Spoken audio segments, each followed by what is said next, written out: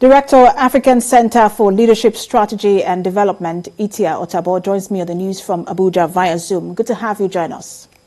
Thank you very much. A pleasure to contribute to your discourse this afternoon.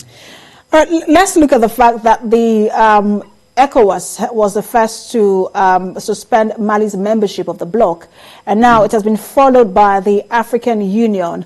Does the suspension by African Union give any sort of potency to that by the ECOWAS?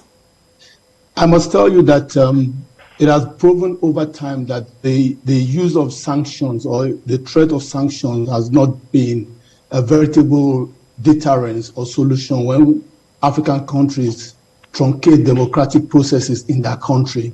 The thinking would be that by now, institutions like the ECOWAS and AU should have evolved a more effective mechanism for dealing with such intersection by all these military adventurers. Because at the end of the day, real analysis will tell you that the people who suffer most from these sanctions imposed on countries like Mali, a very poor country listed as one of the poorest countries in the world, will always be the ordinary people of Mali. Those sanctions will not in any credible way affect the leaders of this coup, the political class, and the elite in that country.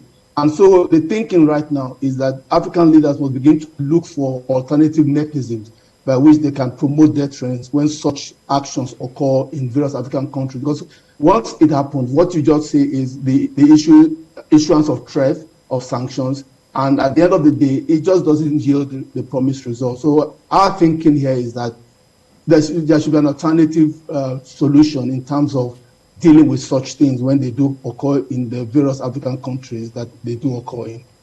I want to get to that, if what you call the effective mechanism for dealing with issues like this shortly. But let's talk about the Pan-African Parliament, which is holding elections soon for the president. Mali has a candidate, Mrs. Cisse Aichata. She recently got the backing of the Speaker of the House of Reps here in Nigeria, Femi Gbajabiamila. What does this mean for their candidate? Now, you see, those are some of the mechanisms that we're talking about. When a country flagrantly abuses democratic practices, there's no local standing for that country to now want to take a position in Pan-African institutions like the Pan-African Congress. So one of the things that you see that immediately should have happened or should be happening right now would be almost the immediate disqualification of that candidate, because the country ab initio cannot even aspire to sit on an institution when the country itself does not respect the legality of such institutions. So those are some of the alternatives that we're saying that should be put in place, rather than subjecting the poor citizens of that country to sanctions, which ultimately will weaken their systems and impoverish the already impoverished citizens of that country. So our take would be that immediately the candidates of Mali should be suspended in terms of seeking for such a position within the Committee of Nations. All right, so let's talk about that effective mechanism or alternative mechanism you talked about earlier. You're right about sanctions. Not just in Africa, around the world, sanctions don't seem to work. We've seen Russia, we've seen Belarus being faced with several sanctions, even China. And even the act they are being sanctioned for continues. Even in Myanmar right now, there are sanctions about the military leaders in Myanmar, but they have not, given power back to democratically elected leaders. So what is that alternative mechanism you're talking about? Yes, you see, we'll begin to look at the framework within which African countries operate in and the various actors that are key players and the interest or multiple interests that plays across the African political landscape. It will interest you to know that when this issue was raised at the Security Council meeting, you will see that they were careful, very careful, one, to even declare this ongoing situation in Mali as even a coup d'etat. They stopped short of declaring the coup d'etat. They stopped short of issuing threats of sanctions. So we're thinking that that is the thinking of the international community, that at the end of the day, these sanctions don't work. So we are saying that African leaders must begin to look inward.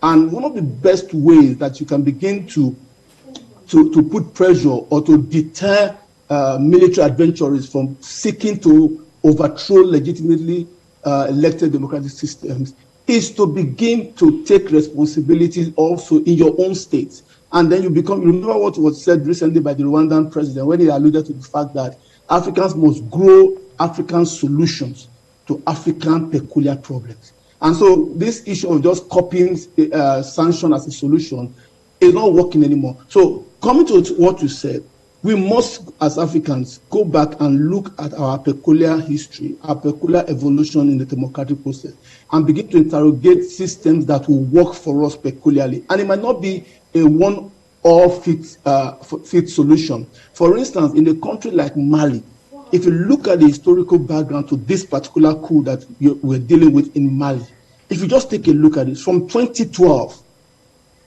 when this crisis began to unfold in Mali, it should not have been allowed to subsist up to this time. But the African leaders didn't deal with it.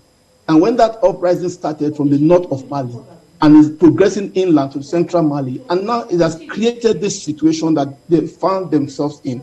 We are saying that before it gets to such stage, there should be different levels of mitigation. So I'm saying I will not be able to reel out the solutions here, but it's an ongoing conversation that African leaders... And let's talk about that ongoing conversation. Yes. You look at the fact that there has been mediation between the African delegations, or ECOWAS delegation rather, led by former President Goodluck Jonathan, and he's been charged with, to continue that mediation. But how does that happen if Mali has been suspended from ECOWAS and the African Union? And then you also need that mediation and that negotiation because of the peculiar security situation in this region. You need to share intelligence. You need Mali, whether you like it or not. And so how does that mediation and dialogue continue if they have been suspended? Now, let's take a quick look back. The same actor who instigated this coup is the same person over 9 months again in August that instigated a coup. That coup metamorphosed into a transitional government, of which he was the vice president in that government. 9 months down the line, there was a cabinet reshuffle. 2 of the military representatives were dropped in that cabinet, and he had the temerity and he had the audacity again to go and seize power. And when you look at some of those things, it also comes back to institutional strength within the country. It's interesting that with this outrageous move by the military, the court in Mali, the constitutional court, has already declared and legitimized this same person as interim president. So you see that in itself will tell you that even internally in that country, there are systemic issues. And that's what we're saying that. And the point you raised also becomes valid. There's already a transitional government in place. There was mediation going to try and resolve some of the issues that led to the first coup in that instance. But it just simply shows to you that in some of the countries that have these issues, there are more forces that are at play. And so in coming up with an African-grown solution, you must take into cognizance all these various amalgamation of forces in bringing solutions to them. Now, the mediation that has been done by Goodluck Jonathan to the point of putting in place this transitional government, to the point of their signing a charter for transition rule that was supposed to culminate in February 2022, they were all still in place. But these guys were still able to truncate all that with just one action. And they are still talking to them. And what will now finally happen, even though he has promised that the transition process will still continue to, and culminate in February. But we know that is always the playbook they use. That's always the playbook that they use, just to get a little bit of reprieve, and then before you know it, he starts his own processes. So we're saying that some of these processes that leads to such infractions must be thoroughly investigated, and then the African countries themselves must evolve a better mechanism to deal with them. And like I said to you, that's the conversation that is going on at several levels right now.